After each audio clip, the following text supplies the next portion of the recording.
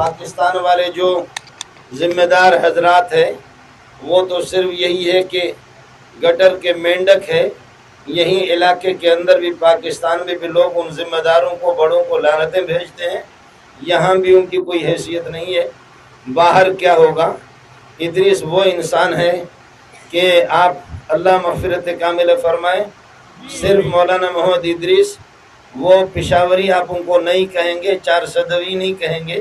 وہ جامع نعمانیہ اور جامع حقانیہ کی شیخ الحدیث نہیں تھے، بلکہ مولانا ادریس کے لیے آج پوری ملت اسلامیہ جہاں جہاں بھی مسلمان ہے، خدا جانتا ہے کہ ہر ایک اس طرح غم سے نڈھال ہے اور ہر بندہ اس قابل ہے کہ ہم اس کی تعزیت کریں. میں خود بھی آج آپ کی تعزیت کرنے کے لیے نہیں آیا ہوں، آپ کو تسلی دینے کے لیے نہیں آیا ہوں، بلکہ میں آیا ہوں کہ آپ مجھے تسلی دے دیں. میں اس لیے آیا ہوں، ہر بندہ اور ہر مسلمان چاہے دبئی میں ہو، قطر میں ہو، اور یہ کہ سعودیہ میں ہو، برطانیہ، باہر جہاں جہاں بھی مسلمان ہے، آج ہر بندہ میرے حکمرانوں سے یہی اپیل ہے کہ اللہ کے لیے اتنی لعنتیں آپ کیسے اٹھا سکتے ہیں؟ اتنی لعنتیں کہ کروڑوں اور اربوں خربوں انسان جو آپ کو لعنتیں بھیج رہے کہ آپ علماء کو تحفظ فراہم نہیں کرتے. اللہ کے لیے ناک ہماری کٹ گئی ہے، ہم پوری دنیا کے اندر رسوا ہو گئے. جہاں تک ملت اسلامیہ اور مسلمانوں کا نقصان ہے وہ تو ناقابل تلافی ہے. اس قسم کا نقصان ہے کہ ہم زندگی بھر مولوی منظور جیسے لاکھوں مولوی زور لگائیں، ادریس تک نہیں پہنچ سکتے. مولانا ادریس رحمۃ اللہ علیہ کی خوشبو بالکل الگ ہے. پھولوں میں ہر ایک کی خوشبو ہے، لیکن مولانا ادریس کی خوشبو میں نے اپنے بزرگوں میں نہ دیکھی، نہ اس کی توقع ہے، نہ بزرگوں میں اور علماء میں اس کی توقع ہے. ہر انسان کا دل جیتا ہوا آج ہم سب غم زدہ ہیں. لیکن حکمرانوں سے میری گزارش ہے کہ اس بات کو سمجھ لینا. ابن عباس کی ایک بات آپ کو پیش کر کے رخصت چاہوں گا، مجھے بھی جانا ہے.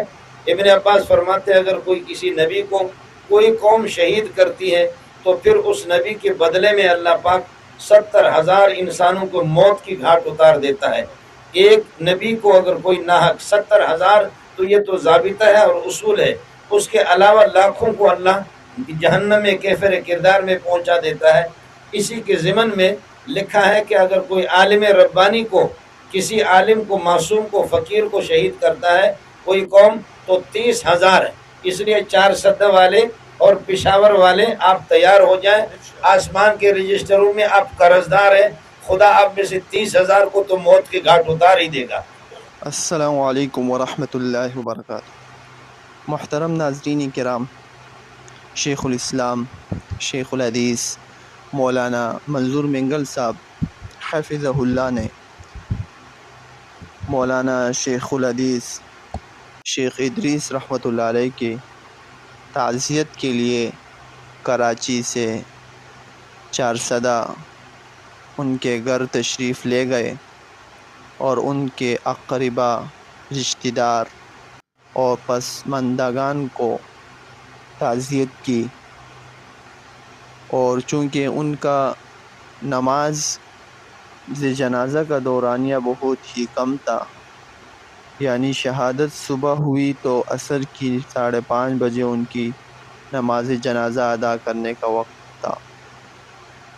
اس دورانیہ میں پہنچنا اور اپنے تمام مصروفیت کو ترک کر کے جانا بظاہر مشکل تھا، جس کی وجہ سے حضرت نہیں جا سکے، لیکن بعد میں تعزیت کے لیے گئے.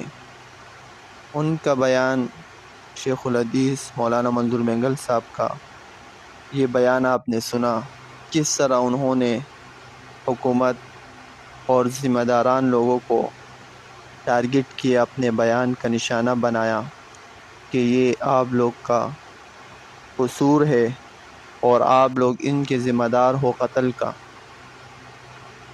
یقیناً ان کی شہادت کے بعد سمجھ میں آ رہا ہے کہ لوگ کتنے مولانا شیخ ادریس رحمۃ اللہ علیہ کے ساتھ محبت، الفت، عقیدت رکھتے تھے، عوام، خواص سب ہی.